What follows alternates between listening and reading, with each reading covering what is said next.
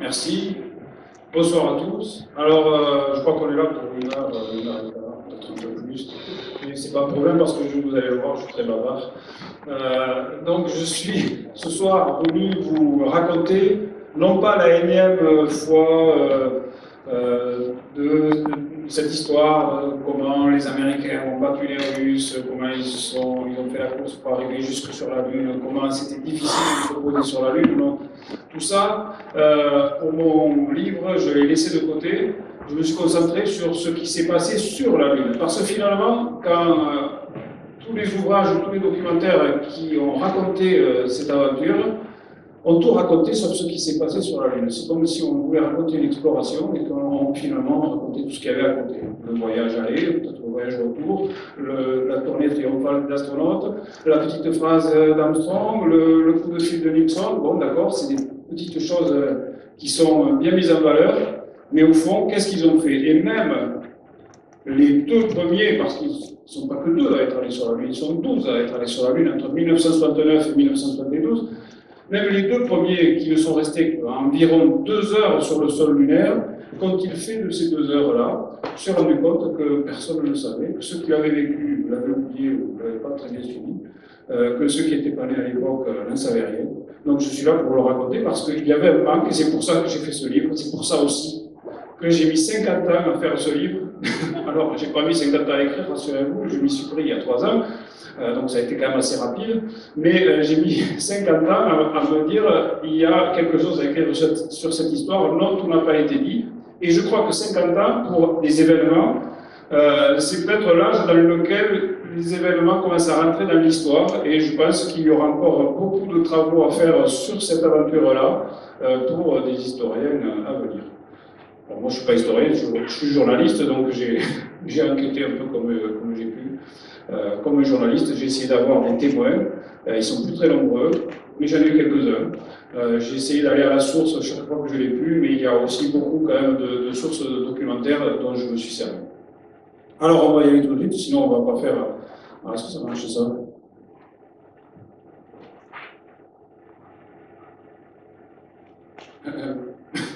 Bon. Alors, on va le faire à la main. Alors, avant de se poser sur la Lune, on va tourner rapidement autour de la Lune, mais vraiment rapidement, parce que ça, Apollo 8, j'en ai fait carrément une conférence entière il y a presque 6 mois. Décembre 1968, les Américains ont peur d'être battus par les Russes parce que les Russes envoient des engins tournés autour de la Lune, des vaisseaux qui s'appellent Zond, ce sont des Soyouz allégés, modifiés, et il y a des astronautes russes, des cosmonautes, qui veulent s'embarquer dans ces vaisseaux-là pour aller faire le tour de la Lune avant les Américains. Vous imaginez, les Américains sont quand même en train de fabriquer cette fusée gigantesque que vous voyez, qui est la Saturn V, 110 mètres, 111 mètres de haut, en fait, 110 mètres de haut. On ne sait jamais si on dit 111 ou 110. 110 mètres de haut, 3000 tonnes de décollage, donc c'est un vrai monstre. On voit à ce moment-là, fin 68, que les Américains touchent au but, mais les Russes vont encore essayer un coup de poker avec cette histoire de zone, et les Américains qui ont du renseignement, qui ont des satellites espions, voient des fusées sur les pas de tir et voient surtout ces vaisseaux inhabités mais habitables faire le tour de la Lune. Donc, au cours de l'été 1968, il est décidé à la NASA d'envoyer 3 hommes sans module lunaire, sans rien, juste faire le tour de la Lune pour ne pas être battu par les Russes. Et c'est Apollo 8, avec ces 3 hommes, Borman, Anders et Lovell. Alors, ben ça marche maintenant, voilà, très bien.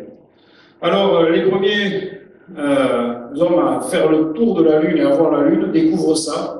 Ils sont les premiers à franchir cette distance de 384 000 km en moyenne. Et bien sûr, des sondes avaient déjà fait le tour de la Lune et nous avaient montré la face cachée, mais enfin, quand même à l'époque, la cartographie de la Lune était très imprécise. Il y avait des erreurs de 300 km sur la localisation de certains gros cratères, donc c'était pas quand même, c'était pas gagné. Et donc, ils sont les premiers à voir ça. Et en fait, quand ils font le premier tour de la Lune et qu'on leur demande, la première chose qu'on leur demande, c'est alors c'était comment? Eh ben, ils n'ont pas bien vendu la Lune quand même. Ils ont dit ouais, c'est gris, c'est des trous dans des trous, on dirait un champ de bataille, on dirait du plateau de Paris, il n'y a pas de couleur, c'est ennuyeux. Mais malgré tout, j'ai parlé d'Apollo 8 en introduction de mon livre, parce que c'est le premier déplacement humain sur place. certes, ils ne sont pas posés, ils étaient à un peu plus de 100 km d'altitude, et ils voyaient ça de leur hublot. En plus, ils n'avaient pas de chance parce que j'ai choisi cette photo, c'est une portion de la face cachée de la Lune. J'ai choisi cette photo parce que si vous la regardez bien, je ne sais pas si on le voit, mais elle a l'air un peu brumeuse comme ça. Et en fait, le vaisseau Apollo avait 5 hublots, et lors du décollage, il y a eu un petit problème quand la tour. Enfin, il y a une fusée qui sert à éloigner la capsule en cas de problème pour éviter que les astronautes meurent dans l'explosion de la fusée. Mais au bout d'un moment, cette tour est éjectée, donc il y a des fusées qui propulsent, et les gaz d'échappement ont fait fondre un film qui était sur les hublots. Et donc, les astronautes, quand ils regardaient à travers les hublots, ils voyaient quelque chose de voilé. Il y avait, sur 5 hublots, il y en avait 4 qui étaient particulièrement maculés, donc c'était un peu comme dans un sous-marin, malheureusement pour eux. C'était les premiers à avoir la face cachée, mais avec un hublot qui leur permettait de voir bien. Et quand ils prenaient des photos à travers les mauvais hublots, ça donnait ces images un peu brumeuses, comme vous voyez par exemple celle-là aussi. Donc c'était pas, ils n'avaient pas de chance. Mais Apollo 8, c'est le premier acte de l'exploration, et l'exploration, c'est aller voir un autre monde, mais c'est aussi revenir sur celui qu'on a quitté. Et au cours de la 4e orbite, le vaisseau était orienté de telle manière, enfin, que quand ils ont fait le tour de la Lune, ils réapparaissaient en milieu de la Terre, ils ont vu la Terre se lever comme ça. Et Bill Anders, que j'ai eu la chance d'interviewer, a pris cette photo. Il a pris un peu plus tard cette photo-là, qui est devenue très célèbre.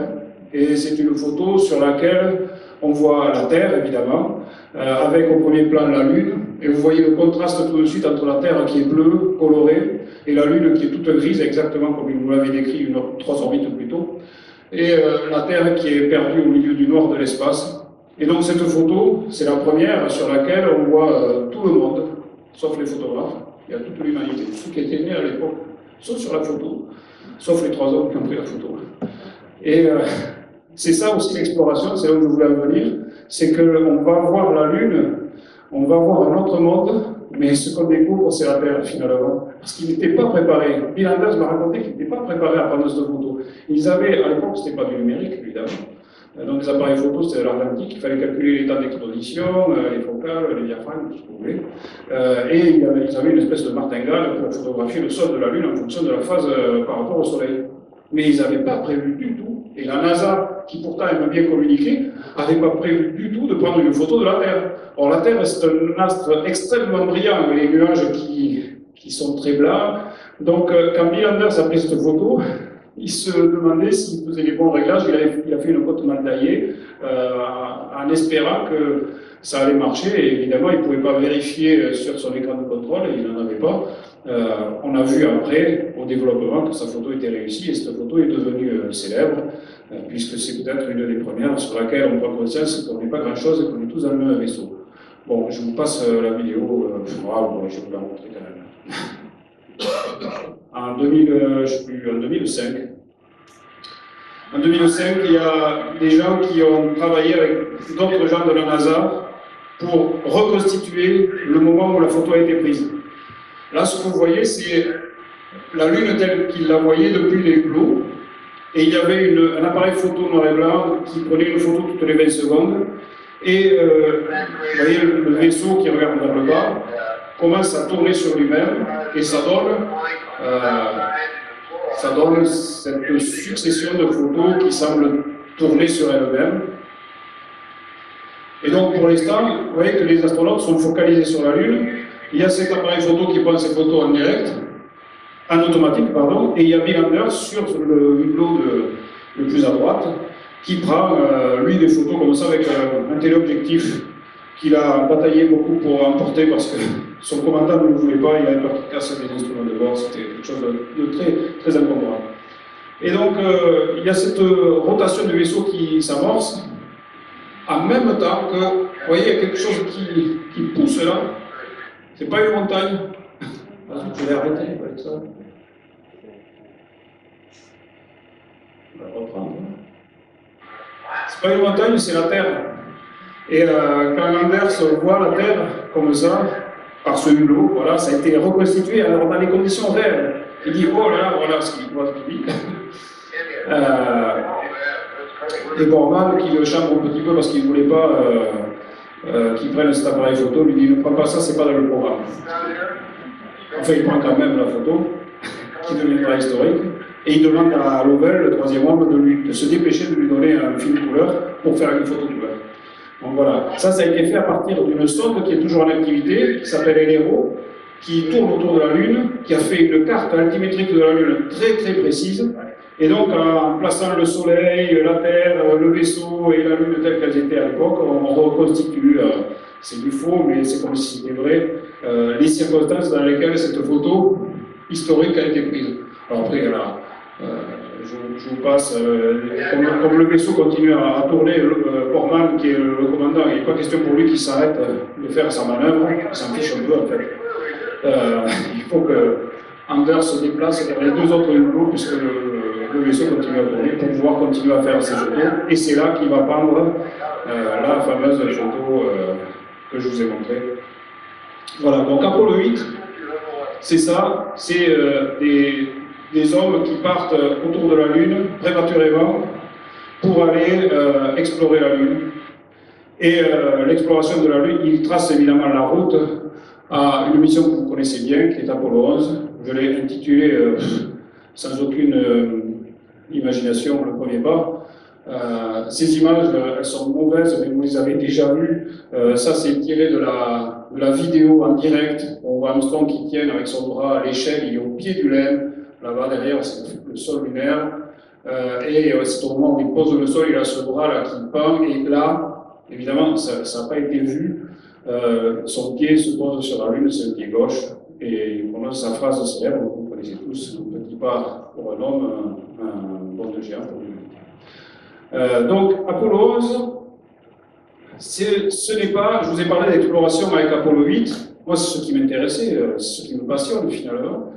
Mais Apollo 11, ce n'est pas une mission d'exploration. C'est une mission qu'on appelle technologique. Autrement dit, le but, c'est d'apprendre à se poser sur la Lune, parce qu'à cette époque-là, le 21 juillet 69, le 20 juillet, c'est le jour de l'atterrissage, on ne sait pas encore se poser sur la Lune. Il y a bien sûr eu Apollo 10 au mois de mai précédent, où d'autres astronautes ont fait des manœuvres jusqu'à arriver jusqu'à 15 km de la Lune, mais il manque les derniers 15 km. Donc c'est ça qui intéresse à la NASA, c'est la partie la plus compliquée. Quand on demande à Armstrong plus tard qu'est-ce qui a été le plus dur, on imagine tous que c'est d'aller marcher sur la Lune. En fait, il dit non, marcher sur la Lune, c'était facile.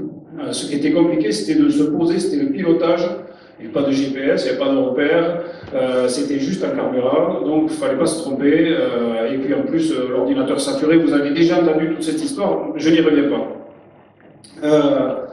Apollo 11, donc, mission technologique, ça veut dire que la NASA ne sait pas encore si son module lunaire, dont le développement était chaotique, est encore très fiable. Donc on est très très très prudent. Et d'ailleurs, l'image que vous voyez là, c'est une des choses qu'on demande à premier à Neil Armstrong, c'est de ramasser, il y a une espèce d'épuisette télescopique dans sa poche, et il la sort, clac, clac, clac, ça se déplie, ça devient une épuisette, et on lui demande de récolter des roches lunaires, parce que si jamais il faut repartir en catastrophe, au moins il ramène un souvenir pour les géologues, une preuve accessoirement. Donc on va être très prudent sur cette mission-là. Voilà, je vais essayer de vous montrer tout à l'heure, elle était un peu saccadée celle-là, de vidéo. Pendant que je parle. Si elle est saccadée, elle ira maintenant, c'est pas grave. Vous avez tous vu les images que je vous ai montrées tout à l'heure, l'image fixe. Là, j'ai choisi autre chose. C'est un gros plan, parce qu'il y avait une deuxième caméra qui filmait Armstrong en train de descendre. C'était par la fenêtre de Buzz Aldrin, son coéquipier. C'est une caméra 16 mm, donc c'est une vidéo en couleur. On devine là que Armstrong a sa visière relevée, on devine un peu son visage, et il est au bas de l'échelle, et c'est un autre point de vue. Malheureusement, sur ce point de vue-là non plus, on ne verra pas son pied se poser sur la Lune. Les jambes sont coupées. Vous avez mal cadré à la NASA à l'époque. Et donc, peut-être, je ne sais pas si on le voit, faites attention quand ça passe. Armstrong, à ce moment-là, au moment où il descend, il est accroché avec un câble, avec une lanière à l'intérieur. C'est une espèce de lanière qui est accrochée à une poulie à l'intérieur, qui devait normalement servir pour déballer les instruments pour que Aldrin, une fois qu'Armstrong soit sur le sol lunaire, lui envoie ça un peu comme une corde à linge. D'ailleurs, il l'appelait la corde à linge, ce truc-là, pour que ce soit plus facile. Et inversement, pour remonter les échantillons, ils allaient. Mais au début, on se sert de cette corde comme d'une sécurité.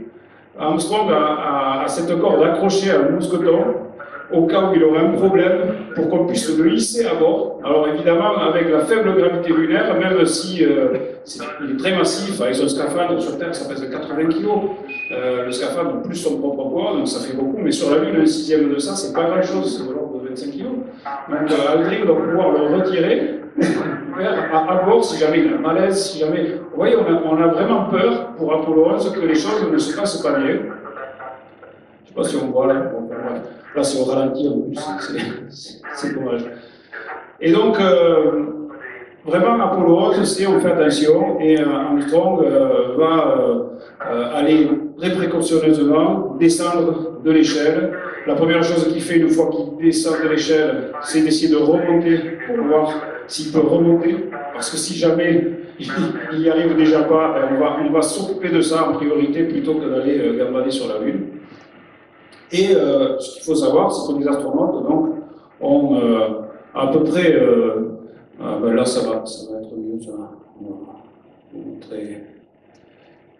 Ont à peu près 4 heures de réserve d'oxygène dans leur sac à dos, et que la NASA limite volontairement la sortie à 2 heures. Pourquoi? Toujours en cas de problème, si jamais il y a un souci, il faut qu'on ait les marges pour pouvoir rentrer à bord sans problème. Or là, ça c'est la caméra de télévision qui a été déplacée. Initialement, elle était sur le pied du LEM, donc là où on a vu Armstrong descendre. Puis Armstrong l'a déplacée, l'a posée sur un trépied et a fixé le LEM avec, là ils ont déjà planté le drapeau. On voit Armstrong qui est dans l'ombre du LEM et celui qui bouge là au soleil, c'est Aldrin. Parce qu'Aldrin, qui le rejoint environ 15 minutes plus tard, lui, sa tâche, c'est simplement d'apprendre à marcher. Apprendre à marcher sur la Lune.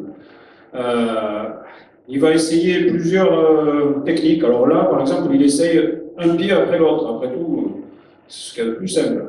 Bon, ça marche pas mal. Et c'est très joli.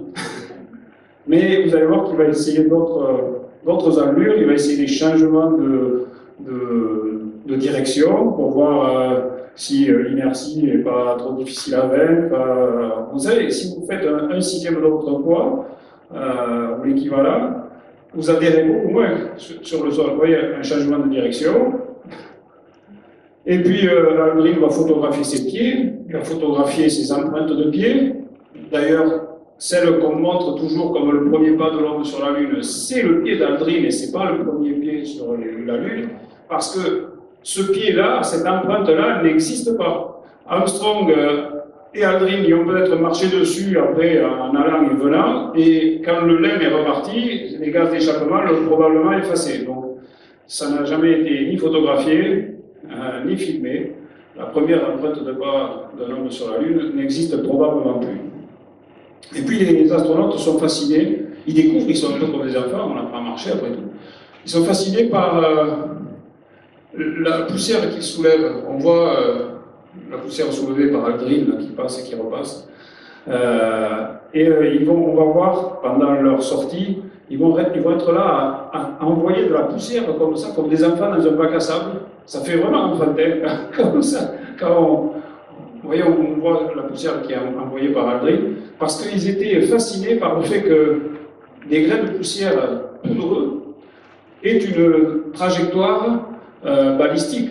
C'est-à-dire comme si vous jetiez un caillou. Sur Terre, si vous faites ça, avec de la poudre, il va y avoir un petit nuage qui va se dissiper. Mais pourquoi il y a un nuage? Parce que les fines particules de poussière se reposent sur l'air, elles se dissipent dans l'air, elles vont peut-être aller ailleurs, et puis au final, on ne va pas voir où ça va. Alors que sur la Lune, même la plus infime particule de poussière, comme il n'y a pas d'atmosphère, elle se comporte comme un caillou. Donc ça les amuse beaucoup, même s'ils étaient prévenus du phénomène. Donc vous voyez, on découvre un peu. Alors, on a emporté une expérience scientifique, c'est la première à être déployée, avant même le drapeau américain. On déploie une espèce de grosse feuille d'aluminium sur un mât, que les astronautes appelleront par la suite, qui sera envoyé dans d'autres missions Apollo, que les astronautes appelleront par la suite le drapeau suisse. le premier drapeau planté sur la Lune n'est pas américain, il est suisse. En fait, non. C'est une expérience qui a été faite en Suisse. Et il y a des gens à la NASA, y compris les responsables de cette expérience, sont tenus à ce qu'il n'y ait même pas le petit drapeau suisse dessus. Pourquoi qu'on dise c'est le drapeau suisse qui a été planté avec celui des Américains. Mais les astronautes plaisantaient avec ça en disant voilà, ça c'est le drapeau suisse. Alors cette feuille d'aluminium, elle sert à quoi? Elle sert à capter les particules éjectées par le Soleil pendant toute la durée de la sortie. Après, on replie, on amène ça à des scientifiques et ils regardent le taux de particules solaires qui arrivent sur la Lune. Bon, évidemment, il y a le drapeau, le salut au drapeau, et quand je vous disais que c'est une mission non pas d'exploration, mais technologique, on fait quand même un peu de science. Là, derrière Aldrin, on voit une espèce de truc, c'est un réflecteur laser, en gros c'est un miroir. Avec les télescopes, on vise ça depuis la Terre, on injecte un rayon laser dans le télescope, on vise cet endroit-là, et on arrive à récupérer quelques photons qui reviennent sur Terre, et comme ça, en mesurant le temps de parcours aller-retour, on peut mesurer la distance de la Lune au centimètre près, et en le faisant sur des années, des décennies, ce qui se fait toujours encore aujourd'hui, par 2 observatoires dans le monde, dont un en France, eh bien, on peut parfaire la prédiction de l'orbite de la Lune et de son mouvement. La deuxième expérience est ici devant, qui est en cours de déploiement avec des panneaux solaires. C'est un sismomètre passif. Il va voir s'il y a des tremblements de Lune, soit quand les météorites tombent, soit quand il y a des séismes. À l'époque, on ne sait pas quelle pourrait être la nature de séisme sur la Lune. Et c'est tout. Et là, si vous voyez ici ce petit truc qui dépasse, là, c'est la caméra. Et on demande aux astronautes de rester dans le champ de la caméra. Alors là, en fait, il est juste un pas dehors, mais ils ont vraiment ordre de ne pas s'éloigner. D'ailleurs, si on regarde Armstrong, quand il pose le pied, il ne marche pas sur la Lune. On pourrait s'attendre à ceux qui partent vers l'infini, aller découvrir un cratère ou un rocher ou que sais-je encore. Non, non, il va à reculons, il reste là, il revient, il s'accroche de nouveau. Et on leur demande de marcher devant la caméra pour voir comment ils marchent, pour voir comment on travaille, pour voir comment tout ça fonctionne, et surtout ne prendre aucun risque. Donc ils vont rester à 10-20 mètres du module lunaire, pas plus. Et voilà le plan, vous voyez, avec l'échelle ici, 50 mètres. Voilà, ça c'est une photo. C'est une photo qui a été prise par la sonde Lunar Reconnaissance Orbiter dans les années 2010. Ce qu'on voit, c'est la base du module lunaire, parce que la cabine est repartie. Hein, ça servait de base de lancement à la cabine supérieure, grâce à laquelle les astronautes ont pu revenir sur Terre. Et ce qu'on voit ici, ben, là c'est l'emplacement de la caméra. Tout ça là, qui est un peu gris, ben, c'est le piétinement des astronautes. Là, c'est les 2 instruments dont on voyait tout à l'heure, l'installation. Et si vous regardez bien, là, il y a une petite excursion qui n'était pas prévue. Eh bien, ça, c'est... Est-ce que je vais pouvoir vous montrer ça? Oui, sans doute. J'espère que ça ne sera pas trop saccadé. On voit Aldrin qui est dans l'ombre du lèvre, et derrière, là-bas, ouais, c'est au ralenti. Remarquez, elle n'est pas longue, la séquence. Celui qu'on voit passer derrière, c'est Armstrong. À ce moment-là, lui, je vous disais qu'Aldrin était, lui, consacré à savoir comment on marche sur la Lune, à marcher sur la Lune, à faire des tas de tests. Armstrong, lui, doit ramasser des échantillons. Et à la fin, là, il leur reste 10 minutes, on vient de leur dire, vous avez 10 minutes avant de rentrer. Et Armstrong décide de passer derrière le LEM, tranquillement, on va le voir apparaître, et il s'échappe, et il va faire la petite escapade jusqu'au cratère que vous avez vu sur la carte. Ça fait 60 mètres environ, on sait qu'il a fait du 3,6 km/h, c'est le premier record de vitesse sur la Lune à pied. Ça peut paraître pas énorme, mais il faut voir qu'ils avaient des scaphandres très rigides, surtout on leur demandait de ne pas prendre beaucoup de risques. Parce qu'Armstrong a survolé ce cratère en atterrissant, et il s'est dit que ce serait beaucoup plus utile, plutôt que de continuer à ramasser des pierres un peu au hasard, d'aller faire 2-3 photos de ce cratère, parce qu'un cratère, pour les géologues, et ce sera important pour les missions suivantes, c'est un trou naturel creusé par une météorite qui est tombée. Et bien ce trou, c'est comme un forage. Si vous regardez les parois à l'intérieur, avec un peu de chance, ça va mettre à jour des strates qui vont vous renseigner sur la géologie du lieu. Et donc cette initiative, j'ai eu la chance de poser la question à un géologue qui avait formé Armstrong et Aldrin, qui s'appelait Farouk Elbaz. J'ai demandé si c'était une initiative d'Armstrong d'aller voir ce cratère. Il m'a dit oui. Et c'était une très bonne initiative parce que, effectivement, ça nous a renseigné, ça nous a donné une autre qualité et quantité d'informations que simplement le ramassage des pierres à côté du lac. Ça va durer son excursion. La personne ne plus regarde. Ça fait presque 2 heures qu'ils sont sur la Lune, tout le monde est en train de boire du champagne, j'imagine. Plus personne n'est concentré. Quand je vous disais tout à l'heure, on ne sait pas ce qu'ils ont fait pendant les 2 heures, là je vous donne quelques petites mises en lumière, mais il y a plein d'autres choses qui se passent à ce moment-là. À ce moment-là, il part pendant 3 minutes et 15 secondes en chronométré, donc c'est vite fait, il fait son petit trek, il prend 2-3 photos, il prend une photo du module lunaire, voilà, il photographie le cratère, ici, et quand il se retourne, on voit son nom, une sorte de selfie avant la lettre, on voit le module lunaire, alors Aldrin est derrière, là, en train de ranger les sacs, là c'est le drapeau suisse, le drapeau et la caméra de télévision. Et donc Armstrong, en fait, par cette petite escapade de 60 mètres en 3 minutes, aller-retour, 120 mètres, eh bien, fait le premier acte d'exploration de la Lune. En fait. Donc Armstrong était quelqu'un qui n'avait pas un ego dimensionné. En fait, il n'avait pas d'ego, je pense, mais il avait du caractère et surtout, il voulait que la mission soit, comment dire, la plus rationalisée possible, la plus utile possible. Et donc, il prenait des initiatives comme ça. Il y en a d'autres qu'il a pris au cours de la sortie, qui ont été vraiment très bénéfiques pour cette première mission, qui, encore une fois, n'était pas axée sur l'exploration scientifique. Alors, une fois qu'on s'est posé la question 11, on a eu un peu plus de confiance, on sait qu'on est capable de se poser. Bon, on avait quelques problèmes à résoudre, notamment celui de se poser précisément à un endroit. Apollo 11 s'était posé à 3 ou 4 km, je ne me rappelle plus, mais moi, il faudra le lire dans mon bouquin. Il s'est posé à 3 ou 4 km du point prévu. Il y avait eu des problèmes informatiques, des problèmes de radar, des problèmes de trajectoire, et Michael Collins, qui était le 3e homme en orbite, avait un petit télescope et cherchait à l'endroit prévu à voir le LEM. Lui, il était à 100 km, donc il devait les voir. Il les a jamais trouvés. Donc les 3 hommes sont revenus sur Terre sans savoir, sans que personne ne sache où ils s'étaient posés exactement. C'est après, en voyant les vidéos de l'atterrissage et différentes photos, qu'on a pu restituer l'endroit et on s'est aperçu qu'ils étaient en dehors des clous, assez loin de l'endroit prévu. Donc ça, il fallait le corriger, parce que si on veut explorer un corps céleste, il faut quand même être avec des capacités limitées. Vous allez être limité en oxygène et en capacité de déplacement au sol. Il va falloir pouvoir se poser précisément, parce que si vous êtes à 5 km du point prévu, vous n'allez pas pouvoir atteindre les objectifs scientifiques qui sont, eux, prévus par toute une communauté de géologues. Donc Apollo 12 peut être le premier à se poser sur la Lune, c'est Pete Conrad, qu'on voit sur la photo. Cette photo, elle est extraordinaire, il est en train de descendre de l'échelle. Son coéquipier, il faut savoir qu'il descendait, il sortait du LEM avec une trappe comme ça, carrée, à reculons et à genoux. Donc son coéquipier, lui, ne le voit pas, il prend l'appareil photo, il tire comme ça, clic en aveugle, et il prend cette photo, il y en a 2 ou 3, elles sont toutes super réussies.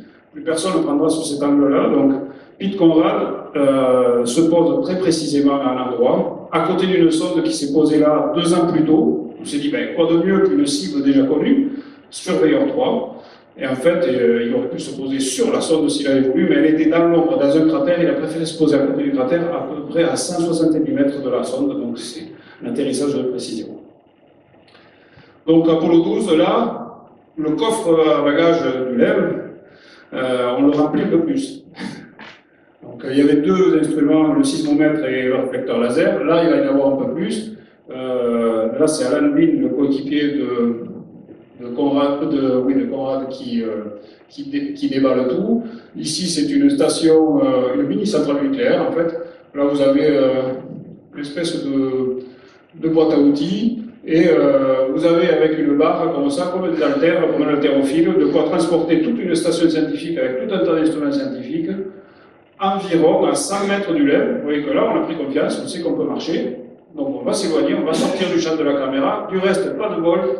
Apollo 12, les astronautes cassent la caméra au bout de quelques minutes de représentation, si on peut dire. Ils la cassent en visant le soleil malencontreusement, ce qui brûle le détecteur, et donc il n'y a plus de retransmission. Au passage, les chaînes américaines ne suivent plus la retransmission parce qu'à la télé, on ne fait pas de la radio. Et finalement, l'exploit a déjà été accompli et il n'y a plus de direct. Tout le monde s'en désintéresse. Donc, Conrad et Bean vont déployer leur station scientifique sans que personne ne les regarde. Vous voyez que là, le LEM, il est là. Le soleil est toujours très bas sur l'horizon. Et Alan Bean est en train de transporter ses haltères d'haltérophile à 100 mètres du LEM. On a déployé une antenne pour que les communications soient meilleures. Et on a décidé que il y aurait deux sorties. La première va durer à peu près 4 heures, un peu moins de 4 heures, et la deuxième aussi. Et on va passer une nuit sur la Lune entre les deux. Alors Armstrong et Aldrin, eux, avaient dormi à bord du LEM avant de repartir, mais ils étaient en chaîne de fusil par terre sur le sol. En fait, ils n'ont pas dormi, ils étaient quand même très très fatigués après leur performance. Donc la première sortie de 4 heures environ, elle sert à installer la station scientifique avec différents instruments, et aussi on commence à explorer un peu, on s'éloigne. Il y a des astronautes qui sont intrigués par ça. Ils en voient 2 ou 3 comme ça, des espèces de mini-volcans, ils les appellent comme ça. Ça fait penser un peu à Wallace et Gromit quand ils vont sur la Lune. Il y a des petits pics de fromage. Alors c'est pas du fromage, et ils se demandent, ce ne sont pas des volcans non plus.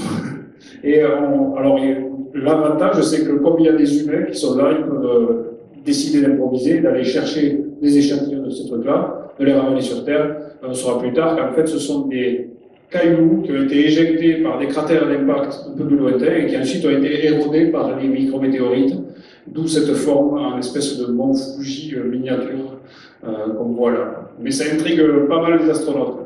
À la fin de l'installation de leur station scientifique, ils vont un peu plus loin et pour la première fois, ils s'approchent d'un cratère qui est assez vieux, assez érodé, on voit des cailloux, et puis voilà, ils font leur première photo à deux, pour ainsi dire, en ombre chinoise, mais je vous en reparlerai de ça.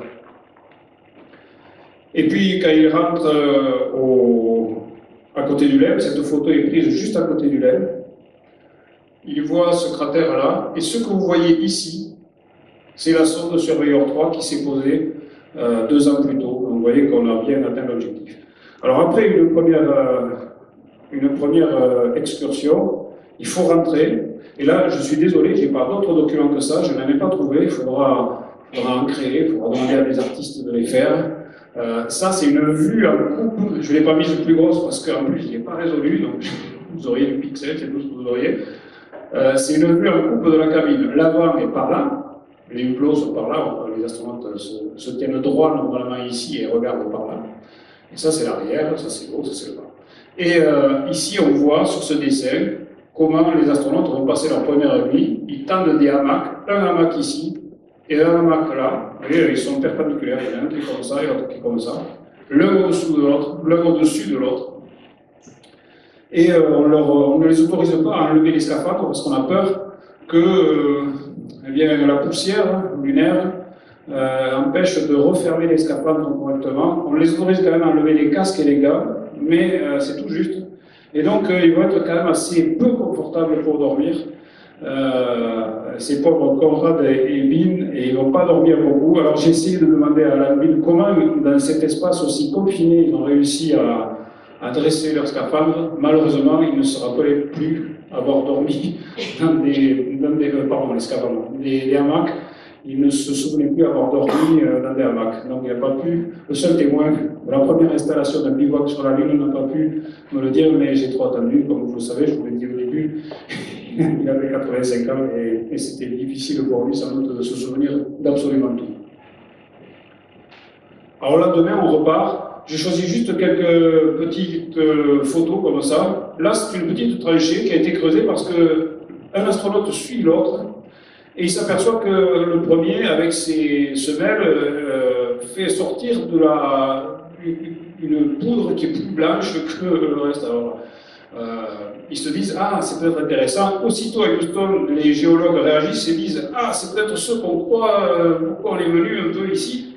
Et oui, parce que le site d'Apollo 12, donc en novembre 1969, a été choisi à quelques centaines de kilomètres d'un grand cratère qui s'appelle Copernic, que certains connaissent peut-être ici, qui fait 90 km de diamètre, et qui a surtout des rayons blancs tout autour.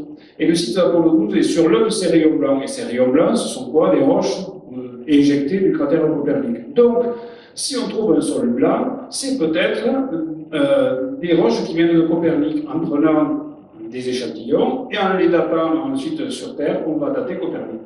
Et c'est exactement ce qui s'est passé.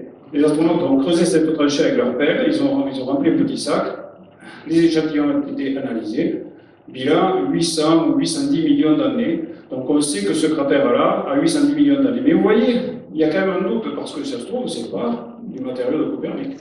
Donc c'est pour ça qu'il serait par exemple intéressant de retourner sur la Lune pour s'en assurer. Il y avait une mission, peut-être Apollo 20, qui n'a pas eu lieu, qui aurait pu être envoyée dans le cratère de Copernic, ça aurait été mieux. Mais en fait, voilà comment on fait de la science sur la Lune, en étant à un endroit où on s'aperçoit qu'on juge qu'il peut y avoir plusieurs intérêts, et pas simplement sur l'endroit où on se trouve. Ça peut nous donner des indications sur un endroit plus lointain. Ce sera la même chose pour Apollo 17. On datera ainsi un cratère qui s'appelle Tycho, qui est bien connu, qui a des rayons blancs lui aussi, et là, ils seront à 2000 km de Tycho, et avec ces échantillons, on datera Tycho à peu près 100 millions d'années. Et là, vous voyez qu'on est un peu plus hardi, parce qu'on se promène parmi les cratères. Alan Bean me disait d'ailleurs qu'ils avaient du mal à les reconnaître, il n'y avait pas de pancarte avec le nom des cratères, et interpréter la carte, c'était quand même assez compliqué. Mais Pete Conrad a un sens de l'orientation incroyable, et ils sont allés vraiment exactement où on avait prévu qu'ils allaient. Vous voyez qu'ils sont là, et ça, c'est le module lunaire. Alors on s'est posé dans l'océan des tempêtes, qui est comme la mer de la tranquillité d'Apollo 11, un endroit assez plat, mais malgré tout, on s'aperçoit que le LEM, ici, qui fait 7 mètres de haut, eh bien, est déjà à moitié enterré par une ondulation du terrain qu'on ne remarque pas sur les cartes, qui sont simplement des relevés photographiques pris depuis l'orbite. On s'approche aussi de certains cratères, comme ça, avec des cailloux qu'on a bien envie d'aller chercher, mais quand Pete Conrad arrive près de ce cratère, il dit « Oh là là, pas question d'y descendre, ça a l'air trop abrupt ». Et pour la petite histoire, les astronautes avaient emporté avec eux une corde, comme Tintin, une corde de 10 mètres, pour que si l'un d'eux descend dans une crevasse ou dans un cratère, l'autre puisse lui lancer une corde pour pouvoir l'aider à repartir. Et donc là, quand il voit ça, il se dit « Non, non, on va jamais descendre là-dedans, c'est trop dangereux ». En réalité, on est encore très prudent lors de cette mission Apollo 12, et on verra que dans les missions suivantes, des pentes comme ça ne fait plus peur du tout aux astronautes. On découvre un peu, puisqu'on s'éloigne du LEM. J'ai choisi cette photo volontairement parce qu'elle n'est pas belle. Vous allez m'en vouloir, mais c'est ainsi. On découvre que, par exemple, quand on regarde dans la direction opposée au Soleil, eh bien, il n'y a pas d'ombre, tout est écrasé, et tout est blanc. Et pour reconnaître un cratère là-dedans, c'est assez compliqué. Donc les astronautes, quand ils vont dans cette direction, ont du mal. Alors là, vous voyez, on voit des ombres, mais c'est parce qu'on est déjà avec un angle par rapport au Soleil. Mais quand on est dans la direction anti-solaire, on ne reconnaît plus rien, et donc ils ont du mal. Alors le cratère qu'ils doivent aller voir, je crois qu'il est quelque part par là, c'est un truc un peu blanc. Sur la carte, il est évident, mais quand ils sont sur le terrain, eux, ils ont des doutes, ils échangent, ils se disent « tu crois que c'est par là, bon, on continue un peu, on va voir ». C'est l'apprentissage de l'exploration d'un autre monde que la Terre. Vous voyez qu'on s'éloigne pas mal, on fait un petit tour, et on arrive enfin au trophée, la fameuse sonde Surveyor. Vous voyez au fond, à 170 ou 175 mètres, le LEM qui s'est posé. Et là, Pete Conrad qui touche un peu la sonde pour voir, parce qu'on ne s'en aperçoit pas, mais elle est sur les flancs d'un cratère, pour voir si elle ne risque pas de bouger et de les blesser éventuellement. Alors là, j'ai rajouté ça dans ma présentation. Cette photo-là a été prise en 1967 par Surveyor. Et si vous regardez bien, ça c'est une photo qui a été prise en 69, donc par les astronautes qui ont photographié la sonde, c'est à peu près le même champ, c'est-à-dire que vous avez ici les mêmes cailloux, à peu près, vous les reconnaissez là, hein. Ceux-là, là, ils sont là, là il y a un caillou pointu qui est là et qui est là. Et ce qui se passe avec Apollo 12, finalement, c'est quelque chose qui ne se reverra plus jamais, jusqu'à aujourd'hui. C'est que pour la première fois, les astronautes vont se balader dans un paysage qui a été photographié sur le sol d'une autre planète par une sonde avant eux. Et là, on voit ici les mêmes cailloux, les deux gros là qui sont là. Mais là, vous voyez, il y a la sonde, ici les traces des astronautes qui sont arrivés. Et ça, cette photo a été prise par l'un d'eux, évidemment. Vous voyez le caillou pointu qui est jaune ici, qui était là. Et quand j'aurai un peu plus de temps, je rajouterai sur la photo de Surveyor 3 un faux astronaute, comme s'il avait été photographié par la sonde. Donc c'est la première fois qu'on se promène dans un paysage photographié par une sonde. Et ça doit nous faire réfléchir quand même à ce que c'est que d'envoyer des humains quelque part. C'est qu'on a déjà envoyé pas mal de sondes sur la Lune, sur Mars. Et on a les scientifiques qui sont derrière ces missions ont toujours une frustration, c'est de ne pas pouvoir aller se balader dans le paysage pour aller chercher les cailloux qui les intéressent. Alors bien sûr, il y a des rovers, mais ils sont très lents. Et bien là, avec des humains, on voit qu'on peut arriver à surmonter cette frustration en très peu de temps. Donc en 2 fois 4 heures, Conrad et Bean font un peu le tour du propriétaire et vont ramasser ces fameux cailloux qui plaisaient tant aux géologues 2 ans plus tôt. Alors, avant de quitter Apollo 12, juste quand ils étaient à côté de la sonde, c'était deux copains, les Conrad et Bean, contrairement à Armstrong et Aldrin qui s'ignoraient un peu, ils travaillaient bien ensemble, mais ils s'ignoraient un peu. Eux, c'était vraiment des copains très soudés, et ils avaient imaginé un petit stratagème, ils avaient importé un retardateur qu'ils allaient fixer sur l'un des appareils photo, qu'ils allaient lui-même fixer sur la boîte à outils que je vous ai montré tout à l'heure, et avec ce retardateur, se prendre tous les deux en photo. Parce qu'effectivement, chaque fois qu'on voit des photos d'astronautes sur la Lune, il n'y en a qu'un, vu que c'est l'autre qui prend la photo. Et ils voulaient faire une petite blague comme ça. En manque de peau, au moment de faire cette photo devant la sonde de Surveyor 3, Alan Bean ne retrouve plus le retardateur qu'il avait planqué dans un sac à échantillons. Il commençait à y avoir des roches, donc il farfouillait parmi les roches pour essayer de le trouver, mais tout ça en secret, et comme le temps, c'est de l'argent sur la Lune, ils ont fini par arrêter. Et quand ils sont revenus au LEM pour rentrer à bord, et quand ils ont déchargé les échantillons, il a retrouvé le retardateur, mais il était trop tard, il n'avait plus l'inspiration. Je lui ai demandé, mais pourquoi vous n'avez pas fait une photo à ce moment-là? Il dit, j'ai pas eu d'idée originale, donc il a jeté le retardateur au loin et ils sont repartis. Alors simplement, je vous montre le trajet accompli par les astronautes d'Apollo 12 à pied.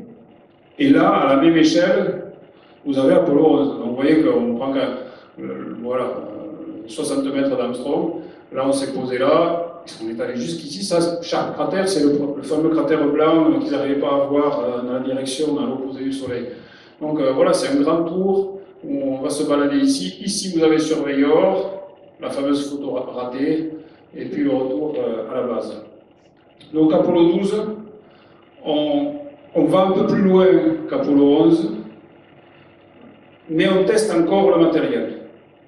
Les astronautes commencent à appliquer les méthodes que les géologues leur ont appris pour collecter les échantillons, mais ce n'est pas encore dans les règles de l'art.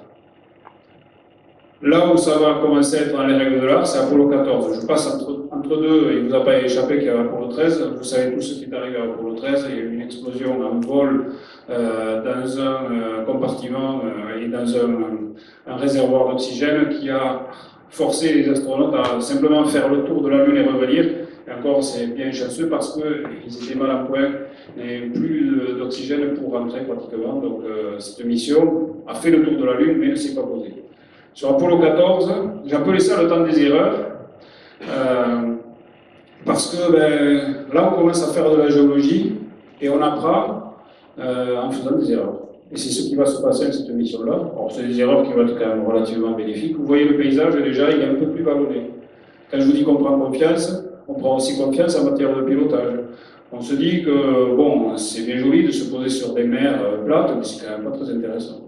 On va choisir un endroit qui s'appelle Framoros, ce sont des collines dont on pense qu'il s'agit de roches qui sont peut-être de la croûte primitive de la Lune.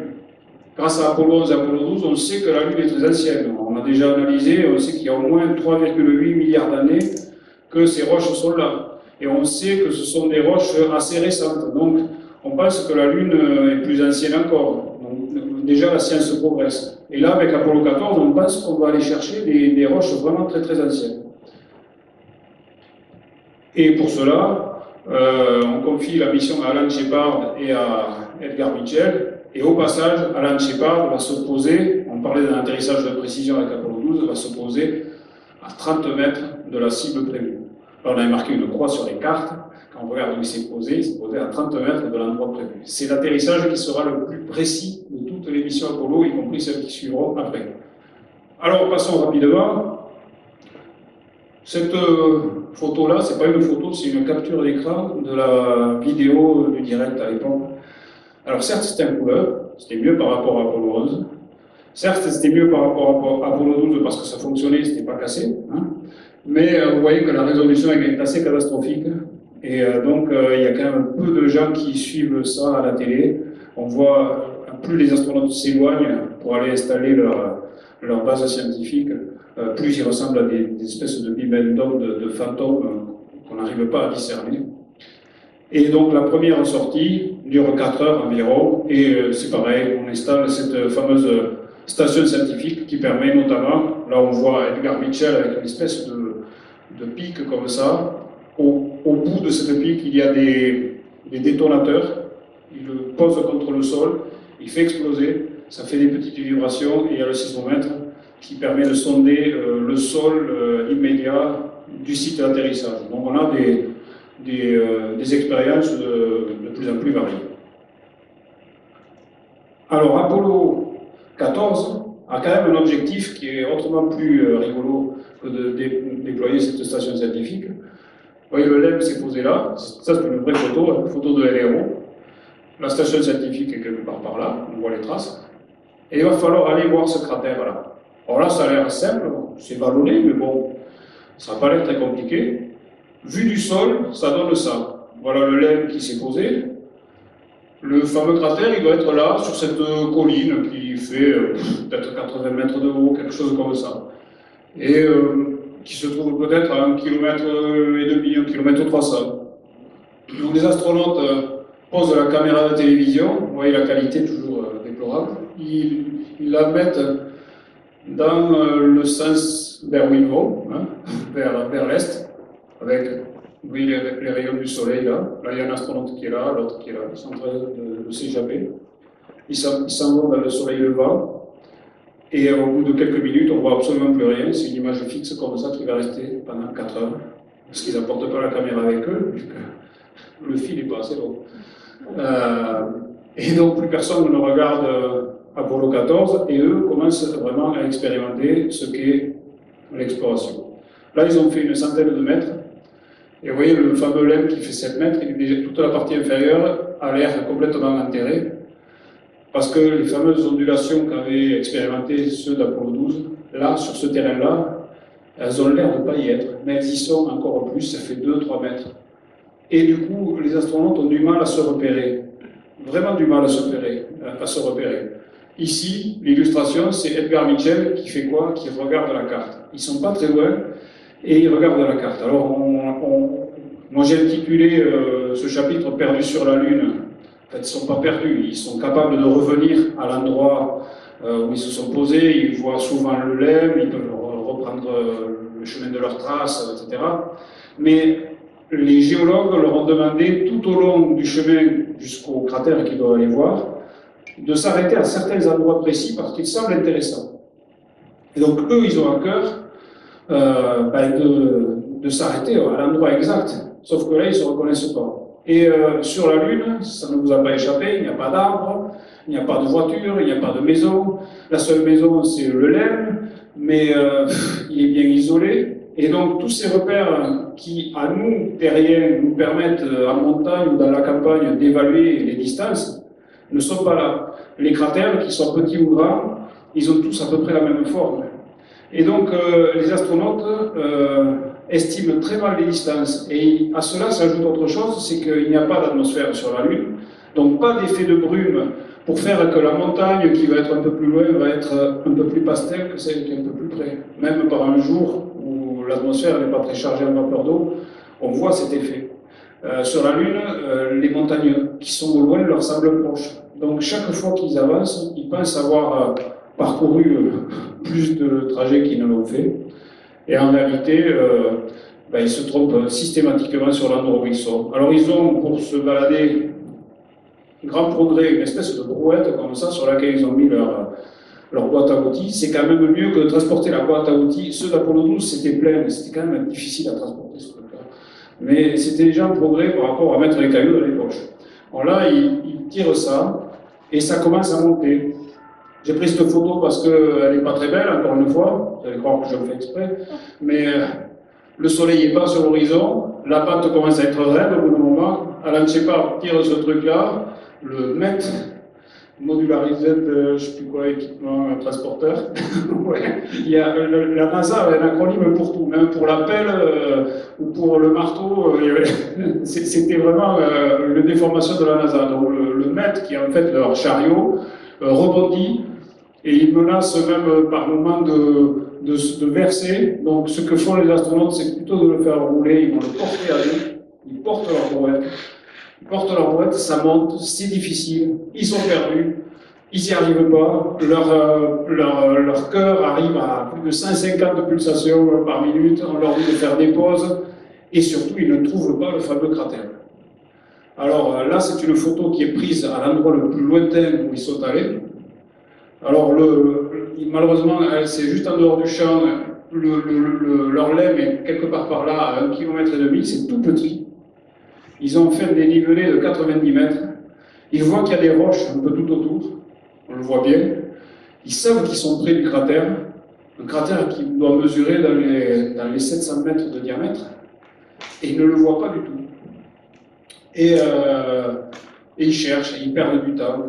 Et à Houston, on les conseille mal. On leur dit pas laissez tomber les objectifs secondaires sur le trajet aller.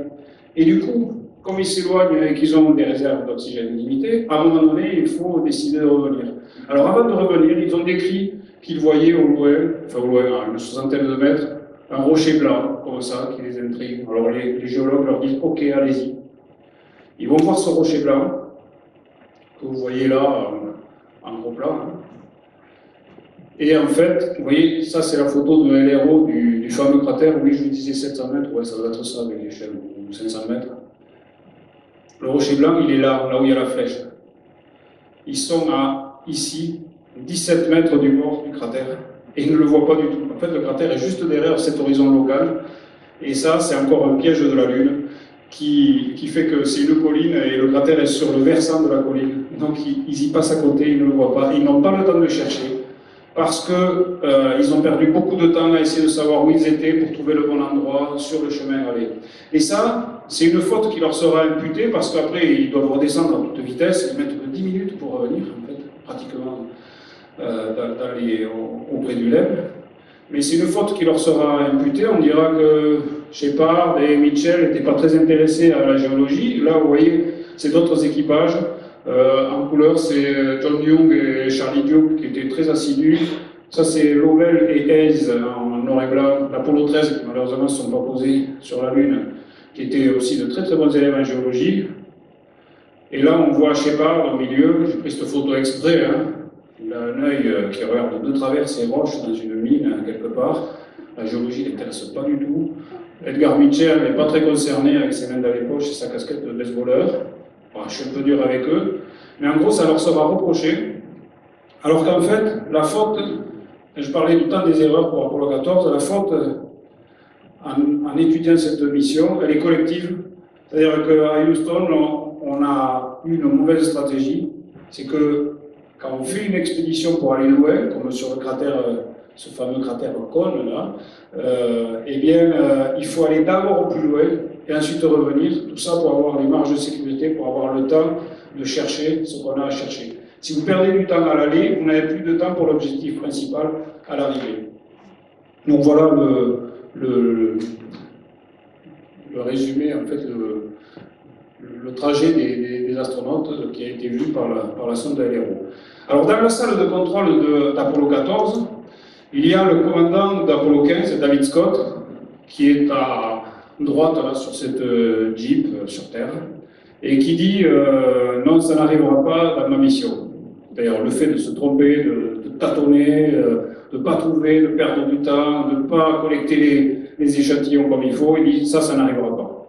Lui, il est déterminé, il a eu un mentor qui s'appelle Lee Silver, qui est un géologue qui l'a formé, lui-même a passé des diplômes en géologie, donc il est vraiment à fond dans l'exploration et il veut relancer l'exploration. Il voit bien que plus personne ne s'intéresse aux missions Apollo à ce moment-là, et ses premiers mots, quand il va arriver sur la Lune, ça va être « l'homme doit explorer ». Il ne dit pas « c'est un petit pas pour l'homme », il dit « l'homme doit explorer », et ça, c'est l'exploration à son apogée. Il espère relancer les choses comme ça. David Scott, on lui laisse le choix entre deux sites, les collines de Marius, quelque chose d'assez plat, avec un champ de volcans, mais ce n'est pas des volcans comme vous connaissez sur Terre, ce sont des petites collines qui font 500 mètres de haut, qui font peut-être 1 kilomètre de diamètre ou 2. Donc en fait, on ne voit rien, il n'y a pas grand-chose, ce n'est pas très spectaculaire. Soit les collines de Marius, soit cet endroit. Cet endroit, là, quand vous le voyez, ici, cette montagne fait 4500 mètres de haut, celle-là 3500 mètres. Et David Scott, c'est un pilote, et il se dit, ben non, mais on me donne le choix, mais je vais à l'endroit le plus spectaculaire. Je vais me... Là, c'est intéressant, vous voyez cette espèce de fleuve qu'on voit. Ce n'est pas un fleuve avec de l'eau, c'est sans doute, enfin, on le sait aujourd'hui, c'est un ancien fleuve de lave, une coulée de lave qui s'est asséchée. Il y a les montagnes qui sont peut-être avec des roches primitives de la Lune. Il y a un endroit très intéressant, et il y a surtout un endroit très difficile à accéder, puisque le LEM va arriver comme ça, il va falloir survoler tous ces pics, pratiquement à l'horizontale, et puis une fois qu'on les aura passés, sans les regarder, parce qu'on regarde vers le haut, on suppose qu'on est à la bonne altitude, on espère, et une fois qu'on les a passés, hop, on plonge directement et on se pose pratiquement à la verticale, comme le ferait un hélicoptère, comme ça. Et donc David Scott choisit cet endroit, qui est très spectaculaire. Voilà une photo du mont qui fait 3500 mètres, c'est le mont Hadley Delta. Sur les flancs de cette montagne, ici, se trouve un cratère qui, pour la petite histoire, s'appelle Saint-Georges. Alors, il s'appelle Saint-Georges sans S à la fin. Les Américains sont fâchés avec les S. Pourtant, il devrait y en avoir un parce que pendant que les astronautes, donc on est en 1971, imaginaient qu'est-ce qu'ils allaient trouver dans ce cratère, ils ont fait un pari, savoir s'ils avaient trouvé les roches les plus anciennes de la Lune là. Et ils ont parié une bouteille de nuit Saint-Georges. Mais ils sont fâchés avec les S et avec l'orthographe correctement, donc ils ont appelé ce cratère Saint-Georges sans eux. Donc il y a un cratère d'origine française et viticole sur la Lune. Mais ce que je voulais vous dire avec ces photos-là, c'est que David Scott va réussir à convaincre la NASA, qui est toujours très prudente, jamais prendre de risques, d'ouvrir une écoutille qui se trouve là où je vous montre avec la flèche, qui sert simplement pour transférer les astronautes du module lunaire à la capsule Apollo, une fois qu'ils ont fini leur mission. Il veut sortir la tête comme on sortirait vous savez, d'un sous-marin, là, et pour regarder autour, avec les coudes posés tout autour de lui, d'une tourelle de tank, quelque chose comme ça. Parce que Lee Silver, son maître géologue, lui a dit qu'il faut d'abord avoir une vision d'ensemble de l'endroit qu'on va explorer avant de se lancer tête baissée, et il n'arrivait pas à convaincre la NASA d'ouvrir cet endroit qui ne doit pas être ouvert normalement, et la NASA vraiment ne veut pas qu'on prenne un risque, qu'il y ait une poussière, que ça ne se referme pas, que ça mette les astronautes en danger. Il y arrive quand même, alors vous avez écouté, je suis le premier à conduire ce truc-là, c'est le rover. On a un LEM survitaminé, on a une Saturn V un peu plus puissante, on emporte un peu plus de poids que l'émission précédente, où il y a une voiture qui est repliée. Il dit, je vais devoir conduire ce rover, et j'ai besoin de regarder d'abord s'il n'y a pas trop de cailloux, et si je peux passer entre les cailloux. Bon, c'était un argument un peu fallacieux, mais il a tellement insisté qu'on lui a autorisé, et donc avant même de sortir, une fois qu'ils se sont posés, Scott et Henry, Scott monte sur le moteur de remontée et sort avec son scaphandre et prend des photos. Et cette photo-là, c'est une photo qui est prise depuis le sommet du LEM, il en prend tout autour et il décrit sagement, comme un bon élève en géologie, tout ce qu'il voit à son mentor qui lui est à Houston. Alors voilà, le rover, c'est une belle évolution. Je crois que cet engin doit peser sur Terre dans les 200 kg. Et vous voyez qu'il y a là une petite poignée. En fait, les astronautes peuvent le soulever à deux, une poignée de chaque côté. S'ils veulent le porter, ils peuvent porter aussi le rover. Ça n'a pas trop d'intérêt, mais vous verrez que c'est arrivé dans une autre mission. Le rover, il a un autre intérêt, c'est qu'il a une antenne orientable vers la Terre, avec ici la caméra de télévision en couleur, qui cette fois est de bonne qualité. Et donc, une fois que le rover est arrêté, on oriente la caméra, l'antenne vers la Terre, à peu de choses près. Il y a une tolérance sur la visée. Et depuis la Terre, on peut commander la caméra. Il y a un homme qui s'appelle Ed Fendel, que j'ai eu la chance d'interviewer, qui est pour moi le 13e homme sur la Lune, qui, avec un joystick, est capable d'orienter la caméra, de zoomer, de faire des travelling, bref, de suivre les astronautes pendant qu'ils vont explorer. Et ça peut être très loin du LEM, puisqu'on est en communication directe avec la Terre. Cette fois, plus question d'avoir la caméra en plan fixe pendant que les astronautes font 1 km, on va les suivre partout où ils vont. Bon, malheureusement, il n'y a pas grand monde qui les suivra, mais c'est une évolution incroyable qui permet d'avoir des images extraordinaires. Vous voyez ici qu'ils ont toujours des cartes. Là, c'est la fameuse, c'est des photos, c'est la fameuse rivière de lave. Et donc, avec ces cartes, il va falloir qu'ils se repèrent. Ils ont aussi un système de navigation avec des gyroscopes qui permet au rover de savoir où il est, de revenir à la base sans avoir forcément à suivre ses propres traces sur la Lune. Tout ça est assez ingénieux. Et alors, évidemment, avec le rover, dès la première excursion, là, on prend la leçon d'Apollo 14, avant même de déployer la station scientifique, puisque ça prend du temps, on va aller au plus loin. On va faire un petit tour en voiture. On déploie le rover, on fait un petit tour en voiture. Alors là, il doit être à 3 ou 4 km, c'est pas très loin. Enfin, c'est déjà plus loin que n'importe qui n'a jamais été. On ne voit pas le module lunaire qui est derrière une ondulation quelque part par là. Et on s'approche du fameux fleuve de lave asséché, avec une vue incroyable que les gens peuvent voir pour la première fois à la télé en même temps que les astronautes. C'est assez extraordinaire. Alors pour l'anecdote, j'ai mis ces deux photos en parallèle parce que cette zone-là, vue au téléobjectif, vous vous rappelez Bill Anders qui avait bataillé pour avoir un téléobjectif à bord d'Apollo 8, David Scott, il a bataillé lui aussi, il a un 500 mm, encore plus. Et prise au 500 mm, on voit les cailloux qui sont à l'intérieur, et ces cailloux sont à peu près de la taille d'une maison. Donc on commence à faire vraiment des explorations très intéressantes. On n'est pas très loin là du cratère Saint-Georges. Alors sur le retour, il y avait des petits problèmes avec le rover.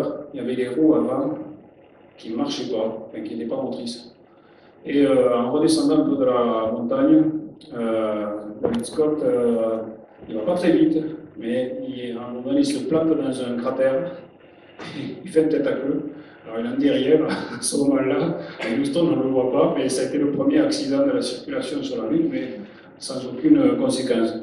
Il est aussi malicieux parce qu'il sait que la NASA ne lui donne pas l'autorisation de s'arrêter pour des raisons de temps, et à un moment donné, il voit une roche pendant qu'il conduit qui lui semble intéressante géologiquement, et il dit « Ah, ma ceinture est mal attachée, on va s'arrêter, il faut vraiment que j'arrête ça. » Alors, bon, il s'arrête, il descend sans le dire à personne, il va ramasser sa roche, et il dit « Ah, ça y est, j'ai réussi à accrocher ma ceinture, on peut repartir. » Et on verra après qu'il y a un échantillon qui était pas vraiment répertorié, qui était en plus, et on sait à quel endroit il s'est arrêté pour aller le ramasser. Alors, pour Apollo 15, donc, on va vraiment s'éloigner et on va monter sur les flancs de ces fameuses montagnes dont je vous ai parlé. Ça, c'est celle qui mesure 4500 mètres de haut. Quelque part par là se trouve le module lunaire. Ici, c'est le fameux fleuve de lave. Ça, c'est des collines qui sont un peu plus loin. Et là, tout ça, c'est la pente de la montagne qui fait 3500 mètres, le mont Adlai Delta. Et vous voyez ici les traces du rover. Et ça donne lieu à des spectacles incroyables. L'exploration, c'est aussi ça, c'est la beauté. Ils sont à 5 km de leur LEM, et avec l'objectif de 500 mm, David Scott prend cette photo, on voit le LEM qui est ici, avec d'ailleurs le sol qui est perturbé par le moteur de descente pour l'atterrissage. Cette photo, enfin, c'est une de celles que je préfère des missions Apollo, elle est en noir et blanc, mais on voit le seul élément humain dans ce monde totalement minéral, encadré de cratères d'impact, depuis une distance de 5 km. Je trouve ça absolument fascinant. Alors, on va voir si ça marche ça. Donc, vous vous rappelez, les deux astronautes sont sur le flanc de la montagne. Ça, c'est une vidéo, enfin, c'est un film 16 mm, parce que vous voyez la caméra là, devant. Donc, c'est pas la caméra de télévision qui filme, c'est une caméra 16 mm qu'il a fallu développer après. Et donc, on est à flanc de montagne. Alors, la qualité n'est pas très bonne, parce que c'est le seul film quasiment, c'est un des deux seuls films 16 mm qui a fonctionné, et ça nous fait des images embarquées. Alors, j'ai choisi celle-là parce qu'on a l'impression que l'horizon est plat, là. En réalité, il est incliné de 20 degrés comme ça. Les astronautes ont eu la flamme de commande, parce qu'ils ont repéré le seul caillou des alentours. Ils se sont dit, bon, on est des géologues, on va aller l'échantillonner. Vous voyez d'ailleurs, dans le coin là-bas, on commence à voir le vrai horizon qui lui est incliné comme ça. Et donc, ils cheminent vers ce caillou qu'ils ont vu de loin, et quand ils y arrivent, Jim Irwin, qui est du côté où ça penche, descend très facilement. Et on sait qu'il s'aperçoit qu'il va avoir énormément de mal à remonter. De son côté, David Scott, lui, il descend difficilement, mais ça va être plus facile pour remonter, il s'aperçoit que ça ne va pas aller. Alors, David Scott dit, bon, c'est pas grave, je vais manœuvrer, t'as qu'à me rejoindre à pied, je vais me mettre plus bas et tu viendras à pied. Ça glisse un peu, tout ça. À Houston, on entend juste un audio. On ne les voit pas parce qu'ils n'ont pas encore orienté l'antenne de transmission, mais il n'y a pas de vidéo. Et bon, on dit quand même à Scott, bon ben, sois prudent quand même, on comprend qu'ils sont un peu glissants. Scott, en fait, décide à ce moment-là de faire une manœuvre qui est unique sur la Lune, il fait une marche arrière. Personne ne le sait. Alors, il n'y a pas de rétroviseur sur le rover. Le casque, c'est pas terrible quand on tourne comme ça, on ne voit rien. Donc, il va doucement, on ne le sait pas, en fait, il fait une marche arrière et il se gare un peu plus bas. Son coéquipier le rejoint à pied. Et à ce moment-là, il sent que le rover, tellement c'est en pente, va glisser.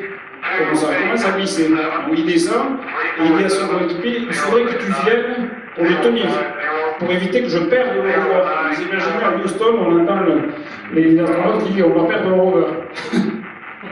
Donc l'autre lui dit oui, t'as vraiment peur de perdre le rover, j'arrive.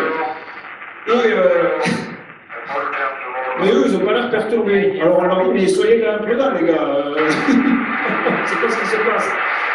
Là, on va voir juste Scott qui essaye d'orienter l'antenne et qui a Baldwin qui leur dit oh, vous y tenez vraiment à l'antenne, bon, parce que c'est vraiment compliqué. En fait, c'est tellement en pente qu'il n'arrive pas à viser la Terre. Oui, on voit, il tourne un peu le truc, là, le parapluie, et ça ne marche pas terriblement. Son coéquipier est encore dans le rover à ce moment-là. Voilà, là, il regarde la Terre, il dit oula, je ne sais pas comment je vais y arriver. Et donc, bon, il finit par. Voilà, j'ai recadré là, comme ça la vidéo, c'est extrait de la vidéo, hein, c'est exactement l'endroit où j'ai arrêté la vidéo. L'horizon est comme ça, donc vous voyez la pente réelle, c'est ça. Et voilà le deuxième parking du rover, où on voit Jim Irwin qui tient le rover pour l'empêcher de glisser, avec la roue qui ne touche pas par terre. Et puis lui, Scott, pendant ce temps, il vient photographier sa roche, ramasser des échantillons comme si de rien n'était. Pour repartir, il lui dit « écarte-toi quand même ». Moi, je vais monter, je vais te reprendre un peu plus bas, où ça sera un peu plus plat. Donc ça aussi, c'est un moment de l'exploration qui passe totalement inaperçu, que personne n'a jamais raconté, non pas qu'il fût caché ou secret ou quoi que ce soit, mais il faut exhumer ces choses-là. Vraiment, ces deux astronautes avaient envie d'explorer, d'aller au-delà, et ils se sont mis dans des situations qui pouvaient être dangereuses. Enfin, eux n'avaient pas l'impression d'être en danger. C'est à Houston qu'on avait un peu peur. Et donc, quand on voit le trajet, ça c'est un peu plus bas. Ils sont redescendus de la montagne. Le rocher, là, vous voyez, il est au bout de la flèche. Il est là. Là, c'est l'endroit où Erwin est remonté à bord, parce que c'était un peu plus plat. Et puis on voit que voilà, toutes les traces qui ramènent à un cratère qui est là.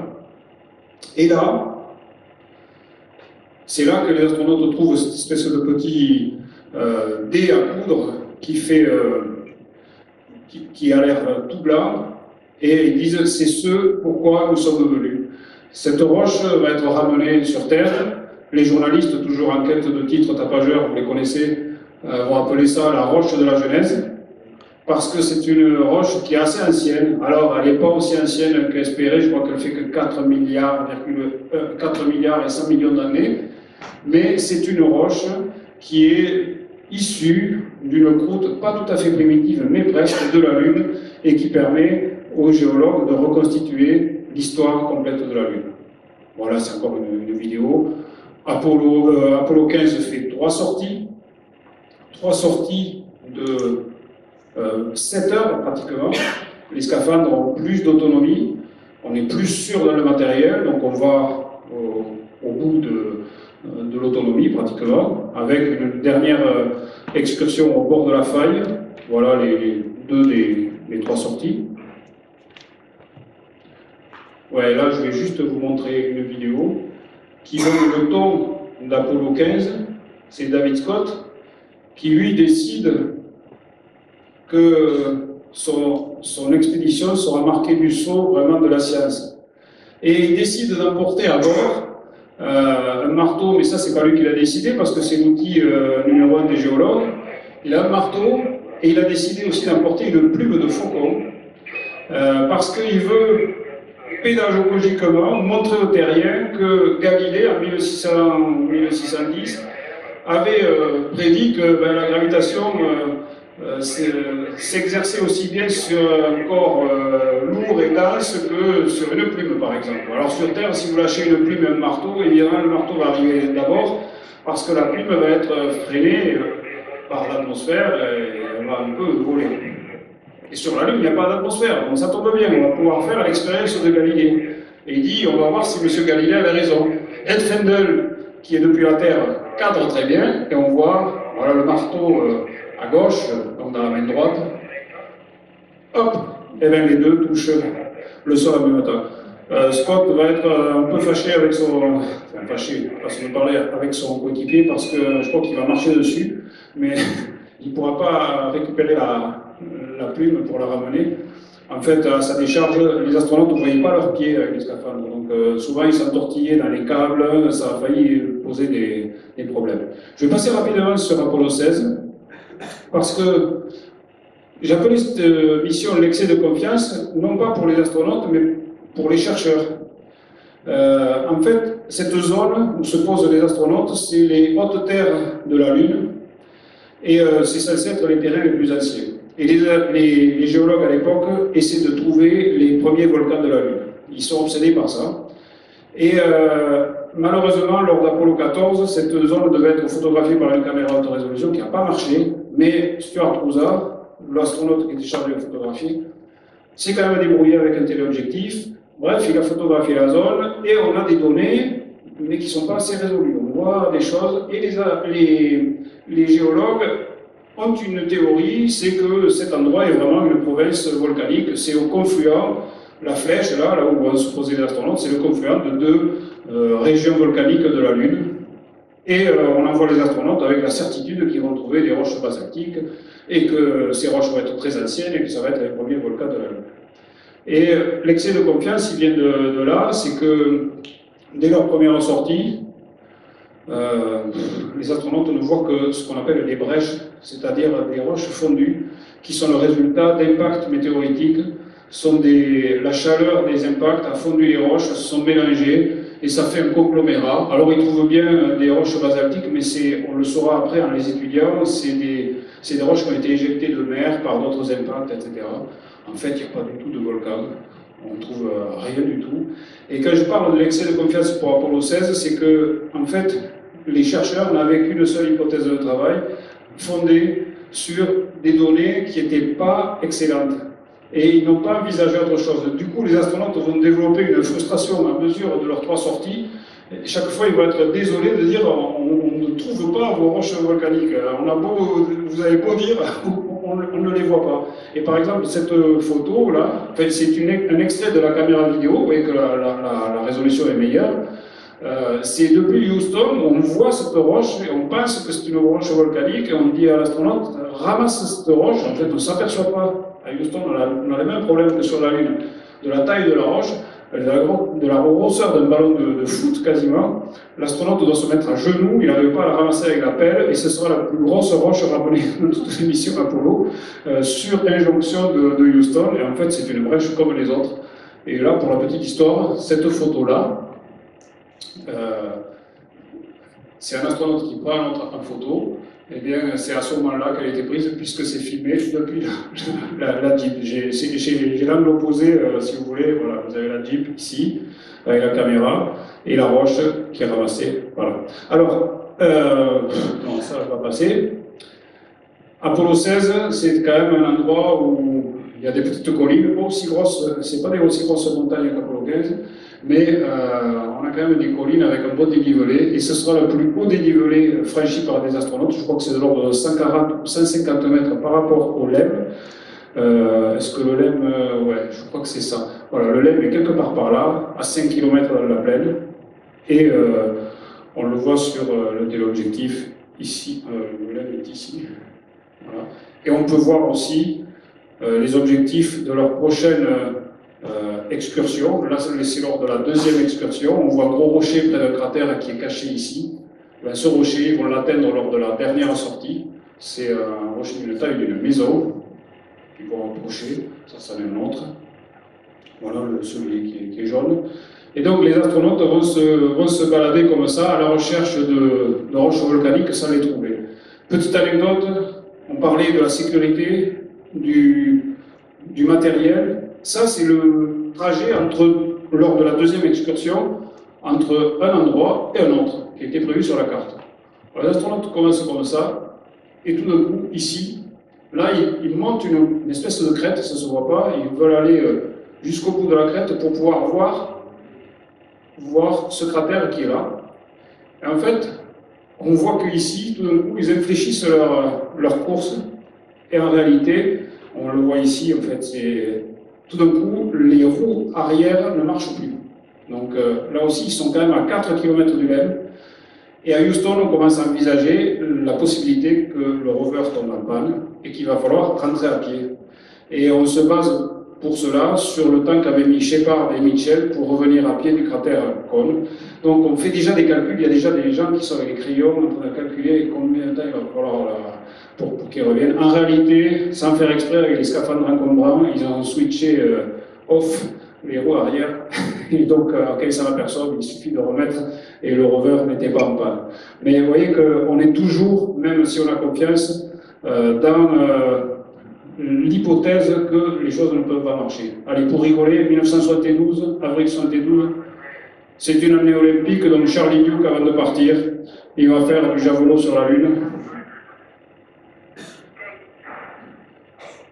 Voilà, avec le mât du collecteur de vent solaire. Il dit que c'est un lancer formidable. En réalité, j'ai regardé, c'est aller à 20 mètres, c'est catastrophique. Et là, c'est encore plus... c'est plus drôle, mais ça pourrait s'être mal fini. Alors, les astronautes essayent de... Ah, c'est dommage, ça va maintenant. Ouais, je vais essayer de retrouver comme ça parce que... Ils font du saut en hauteur aussi. Ils vont essayer de battre le record de saut en hauteur. Alors John Young arrive à sauter à 70 cm, on l'a calculé avec le temps qu'il lui faut pour redescendre. Charlie Duke veut le battre, on va le voir peut-être si ça ne pas avant. Charlie Duke, c'est celui qui est à gauche. Alors ils sont un peu masqués, il fait un petit saut, et attention, regardez bien son saut là. Ah ben non, évidemment, on ne voit pas. Essayez de le voir. C'est parce que le PC est trop long en fait. En fait, il fait un saut, il bat le record, 81 cm, mais une fois qu'il arrive au sommet, il est déséquilibré par son sac à dos et il retombe sur le sac à dos. Et là, il a cru qu'il s'était tué, en faisant une bêtise en fait. Bon, le matériel était solide, Charlie Duke n'est pas mort, et les astronautes vite se dépêchent de faire autre chose. Ils disent oh, c'est pas très intelligent, allez, je vais ranger la voiture, on va. Et puis ils ne se font pas trop prier. Mais vous voyez que l'exploration, c'est aussi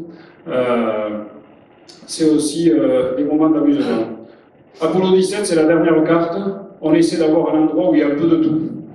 On essaie d'aller voir une faille bizarre. On essaie de trouver des cratères volcaniques. On pense que certains de ces cratères sont volcaniques. On va au pied d'un massif montagneux. Au pied d'un autre, là, l'endroit qui est entouré en rouge, c'est un rocher qui a roulé de la montagne.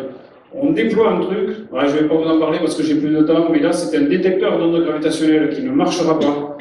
Ça n'aurait jamais pu détecter les ondes gravitationnelles, vous pourrez le lire dans Ciel et Espace, c'était pas assez sensible, mais on espérait à l'époque, ça aurait été un prix Nobel si ça avait marché. Bon.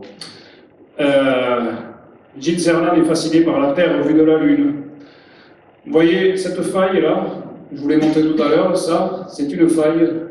Et bien sans le savoir, les astronautes sont à un endroit qui, on le saura en 2010, est un endroit qui témoigne que la Lune s'est contractée sur elle-même, elle a perdu 100 mètres de diamètre, c'est pas grand-chose sur 3700 km de diamètre, mais comme c'est un corps extrêmement dur et sans eau, ça a craqué. Et ça, c'est une faille de compression de la Lune, de contraction, quand la Lune s'est refroidie et s'est rétrécie. On croit trouver des éléments volcaniques, mais en fait, ça ne sont pas, on n'a vraiment pas de bol. Ça, c'est le fameux rocher qui a roulé le long de la montagne. Il s'est coupé en deux. Et il y a un astronaute qui s'appelle Gene Cernan qui récolte de la poussière sur ce rocher avec la main. Plus tard, la photo où on voit la trace de son gars, je ne sais pas si je l'ai là, inspirera Alan Bean, l'astronaute d'Apollo 12, qui fait lui des peintures, et il fera une peinture, et il dit à Gene Cernan, tu aurais dû inscrire le nom de ta fille, puisqu'il l'a inscrit plus tard, quelque part, et Gene Cernan s'en voudra de ne pas l'avoir fait, et Alan Bean refera un tableau à partir de la photo, et au lieu de la trace de doigt, il mettra comme s'il avait gravé le nom de sa fille, et depuis on appelle ce rocher Tracy Schwach, c'est le rocher de Tracy. Voilà. Bon, ben voilà, en fait, je vais arrêter là. Ici, la seule chose qu'on peut ajouter sur Apollo 17, c'est qu'elle contenait un géologue, Harrison Schmitt, le seul qui n'était pas militaire à la base. Donc là, c'est un géologue qui court dans un champ de rochers, il n'y a pas plus heureux. Il va faire des très bons choix sur la Lune, il va se livrer à des interprétations en direct, exactement tout ce qu'on attend d'un géologue. Il est très volontaire, Harrison Schmitt. Il voulait faire une 4e sortie, mais quand même la NASA dit c'est la dernière mission, Apollo 17. On ne va pas avoir des morts à cause de ça, on ne va pas manger les marges de sécurité. Vraiment, on reste sur 3 sorties. Harrison Schmitt, avant la mission, voulait se poser sur la face cachée de la Lune. Mais pour ça, il fallait envoyer un satellite relais pour les communications. La NASA dit arrête maintenant, on est en train de finir, on rentre à la maison. Tout s'est très bien passé, on a failli perdre l'équipage d'Apollo 13, ça suffit. Donc Harrison Schmitt, c'est l'apogée de l'exploration lunaire, et ce qu'on voit en fait aussi, mais on l'a vu sur les autres missions Apollo 15, 16 et 17, c'est que grâce à la caméra embarquée sur la Jeep, qu'on poste à 100 ou 150 mètres, on voit les astronautes partir de la Lune. C'est un lancement de fusée depuis la Lune. On est fin décembre 1972. Ça, c'est en incrustation, ce qu'on voit depuis le cockpit. Vous allez voir, c'est Ed Fendel toujours qui filme ça depuis la Terre. Il va essayer de suivre la cabine alors qu'elle s'élève dans le ciel avec un temps de latence d'une seconde et demie. C'est pas facile, il va quand même y arriver, vous allez voir. Là, ça bouge pas beaucoup, évidemment.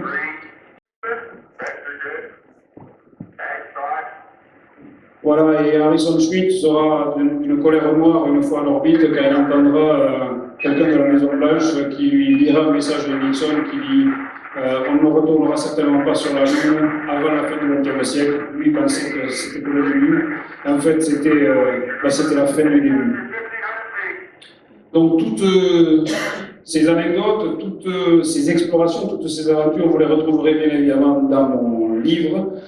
Que j'ai mis quelques années à écrire, que j'ai essayé de documenter le mieux possible pour raconter exactement tout ça. Là, j'ai fait qu'un bref survol de ces missions-là, pour vous raconter comment c'est une aventure humaine, comment il y a eu des moments drôles, des moments dangereux, comment c'est intéressant aussi de suivre une exploration par procuration, parce qu'on ne peut pas tous aller explorer, mais c'est ça aussi l'exploration, c'est des gens qui vont là-bas et l'humanité aime se raconter des histoires, et pour ça c'est des autres gens qui vont quelque part et qui les racontent aux autres. Et évidemment, vous pouvez en trouver un condensé dans Ciel et Espace, mais je dirais que c'est plutôt un complément indispensable, donc achetez les deux, n'hésitez pas. Puisqu'il y a quand même plus de 50 pages consacrées à la mission Apollo 11 et à toutes les autres, avec quelques-unes des histoires que je vous ai racontées ce soir, mais bien d'autres encore. Voilà, je vous remercie de votre attention.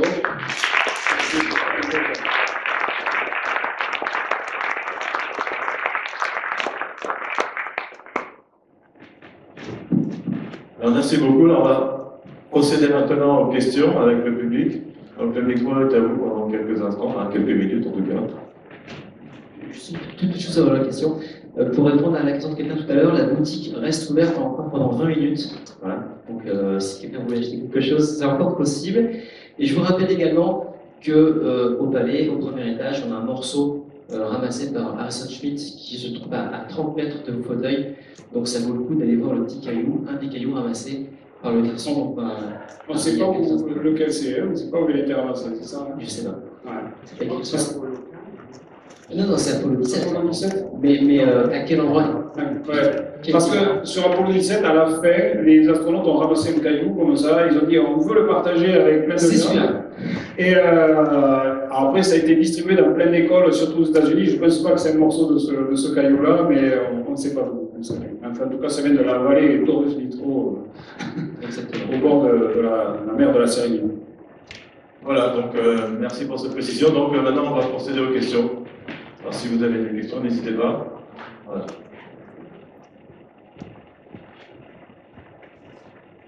Alors, allez-y. Bonsoir. Bonsoir. Je voulais savoir pour quelle raison les premières photos étaient tout en noir et blanc. Il me semble, hein, c'était dans Ouais, alors, la première Apollo, c'était tout en noir et blanc. Alors, non, en fait, les photos, il y avait, sur Apollo 11, les photos, c'était en couleur. C'est la transmission télévisée qui était en noir et blanc. Et là, c'est dû à une erreur de la NASA, en fait, qui n'a pas réfléchi à ça. Curieusement, aujourd'hui ça nous paraît complètement curieux, mais la bande passante par l'antenne du LEM n'était pas suffisante pour avoir à la fois une image résolue et en couleur. Donc la caméra a été décidée en noir et blanc et avec une cadence de 10 images par seconde au lieu de 25 images par seconde qui est la cadence habituelle pour qu'un film soit fluide. Et c'est pour ça que sur les premières images qu'on a vues tout à l'heure, il y a cet effet de persistance des astronautes quand ils passent, c'est parce que la cadence est trop lente en fait. Donc le noir et blanc sur Apollo 11, ça a d'ailleurs ému certains congressmen américains qui ont dit mais qu'est-ce que c'est que ça? On fait un programme qui coûte des dizaines de milliards de dollars, comment peut-on avoir une image aussi mauvaise? Et c'est pour ça que sur Apollo 12, les techniciens ont bricolé une roue à filtre, rouge, vert, bleu, qui tournait devant le détecteur, pour qu'en alternance, avec une fréquence suffisante pour que l'œil ne le voit pas, on ait de la couleur. Manque de peau, ils ont cassé la caméra. Et les caméras ultérieures marchaient comme ça avec ces roues à filtre. Et quand les astronautes font des mouvements assez rapides, ils se décomposent, on voit les trois couleurs d'ailleurs. C'est assez drôle. Mais sur les appareils photo, Sur Apollo 11, c'était en couleur sur la surface, et après, sur les autres missions, ils alternaient à la fois des films noir et blanc et des films couleur. Je ne sais pas pourquoi ils avaient du noir et blanc, pourquoi ils n'ont pas mis tout en couleur. Merci. Et je voulais savoir, la photo que vous montrez là sur la droite, est-ce qu'on a pensé éventuellement à accrocher une caméra sur les astronautes pendant qu'ils marchaient? On n'a jamais d'images en mouvement avec. Si, les seules images en mouvement qu'on a, c'est à bord du rover. Voilà. Mais c'était du. Et on a une raison valable pour ne pas avoir accroché quelque chose. Non, mais à l'époque, on n'était pas. Aujourd'hui, ça se fait par exemple sur l'ISS. Vous avez des astronautes qui ont leur caméra embarquée en quelque sorte et vous voyez ce qu'ils voient. À l'époque, je pense qu'il y avait des problèmes de transmission. Ils étaient très limités en masse, en poids, en technologie et c'était pas miniaturisé tout ça. Donc, je pense qu'on se satisfaisait d'avoir une vue, on n'y pensait même pas. Si on avait la caméra qui filmait les astronautes, ça suffisait pour voir où ils étaient et ce qu'ils faisaient.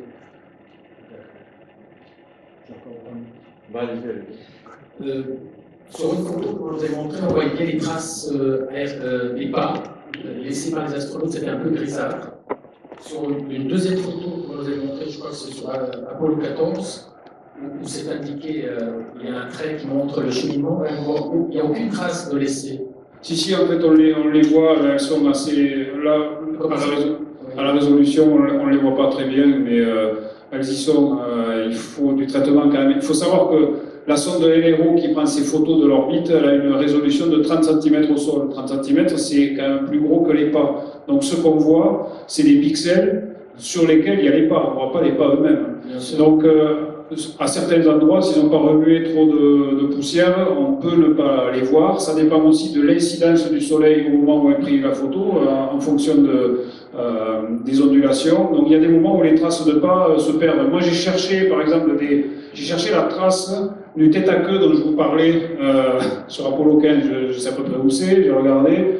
Alors il faudrait que je sois expert en traitement d'image, je n'ai pas réussi à trouver l'endroit et les traces même du rover se perdent un peu par moment, elles sont un peu difficiles à trouver, mais il y a des experts bien meilleurs que moi qui sont capables de le faire et de les retrouver. Merci.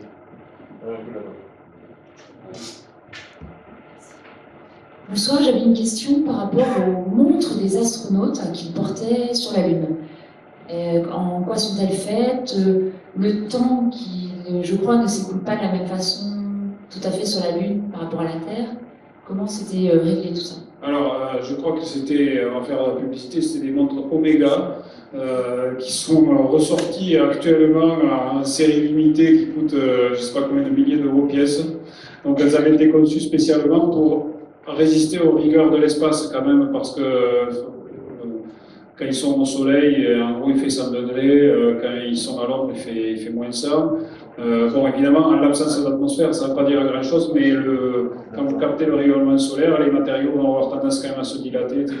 Donc je ne sais pas exactement, je ne peux pas répondre à la première partie de votre question, je ne sais pas exactement en quoi ces montres étaient faites, mais je sais qu'elles étaient conçues spécialement, tout comme les appareils photo, qui avait été conçu avec un revêtement plutôt isolant de l'électricité statique, parce que la poussière lunaire était statique, qui était thermiquement protégé des rigueurs du soleil, etc. Donc ça, je ne sais pas. Par contre, sur le fait que le temps s'écoule différemment sur la Lune que sur la Terre, je vous dirais c'est vrai, mais c'est vrai pour tout point de l'espace par rapport à un autre point de l'espace. Il n'y a pas de différence fondamentale sur la Lune. On ne va pas plus vite ou plus lentement que sur Terre. A priori, si cette différence existe due au phénomène de la relativité, elle n'est pas possible à mesurer, en tout cas sur la Lune. Voilà. Ce n'est pas un corps où, par exemple, la gravitation est plus forte, où elle s'exercerait différemment, où l'espace-temps serait déformé, etc. Donc c'est vraiment un corps comme la Terre. Le temps sur la Lune est le même que sur Terre. Alors, quelle heure avait-il à la montre? Je ne sais rien, je pense que c'était plutôt l'heure de Houston. Mais il est possible que sur Apollo 15, ils aient eu une espèce d'heure locale parce que David Scott, qui était très pointilleux, vous l'avez compris, voulait que les rythmes du jour et de la nuit soient respectés. Alors, je ne sais plus, il avait imposé que... non, lui, il était peut-être plutôt sur les rythmes de Houston. Plutôt. Voilà. D'accord, parce que je précise ça parce que j'ai entendu dire que dans l'ISS, les astronautes avaient une montre réglée vraiment spécialement par rapport à l'ISS. Alors, il est possible ils ont un temps de référence, je ne sais pas lequel c'est. Sur l'ISS, il y a une différence, leur vitesse par rapport à ici est différente. Alors, pour mener des expériences sur la relativité, je crois que ça a été mené sur plusieurs mois. Il y a des horloges très précises qui ont été embarquées et on a vu un décalage par rapport à la Terre. Sur les montres, je ne pense pas que ce genre d'expérience puisse être mené. Par contre, quel fuseau horaire ils ont, ça je ne sais rien, je pense que c'est celui de Houston, et il est possible même qu'en fonction de la nationalité des astronautes, chacun ait son fuseau horaire, parce que les équipes au sol, quand il fait nuit, dorment, et donc il faut qu'ils tiennent le compte pour pouvoir communiquer, à mon avis. Merci.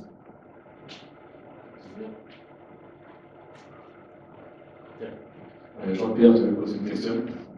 Oui. Merci. Je me suis toujours posé la question à propos de la mission Apollo 12 et des petites erreurs d'Alan Bean. Est-ce qu'il a été puni par la NASA? Puisque la NASA était sans pitié quand même. Ouais, la NASA était dure, mais il n'a pas été puni parce qu'au fond, personne avait pensé à ça. Ils ont révisé les procédures, c'est-à-dire que sur Apollo 14, par exemple, on le voit très bien sur le film, quand ils déplacent la caméra pour la mettre sur le trépied, Il était. tout simplement, elle a le bouchon dessus. Ouais. Donc, on savait que viser le soleil était dangereux, mais personne n'avait mis dans les procédures le fait qu'il fallait faire extrêmement attention. Donc, Bean n'a pas eu de chance, donc on ne lui a pas reproché. Mais je crois qu'il n'est pas retourné dans l'espace. Si, il est retourné en tant que commandant je crois que c'est la deuxième mission Skylab. Ah, sur Skylab, oui, tu as raison. Oui. Ouais. Merci. Monsieur là-bas.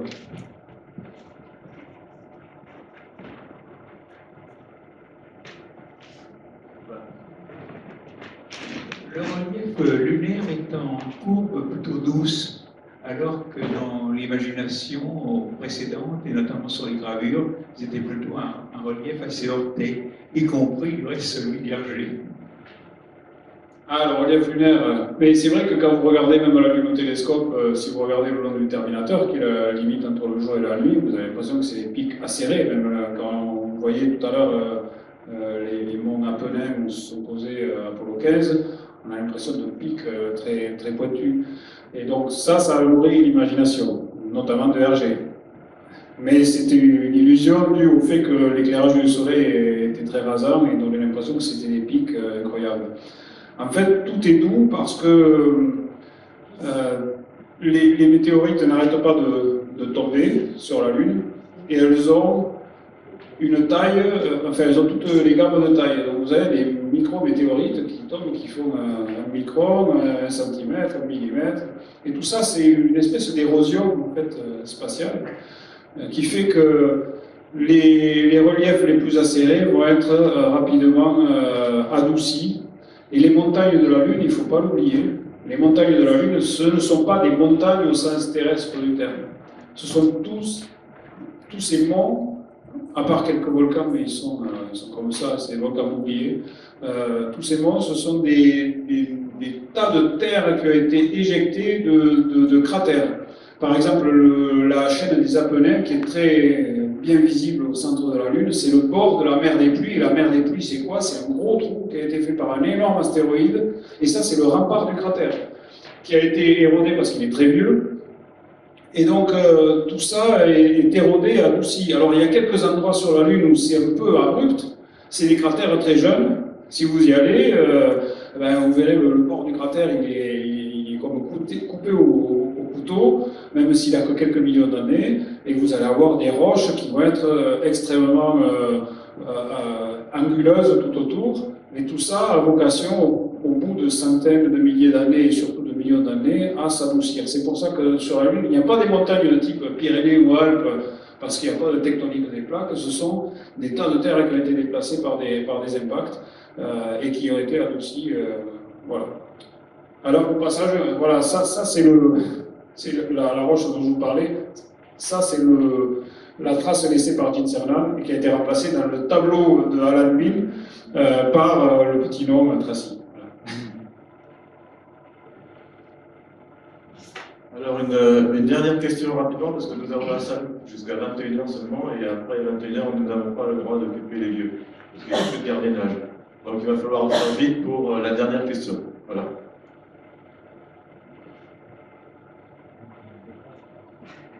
Bon, ça a été radical. C'est encore plus rapide. Oui. Bon, écoutez, je vous remercie de votre participation.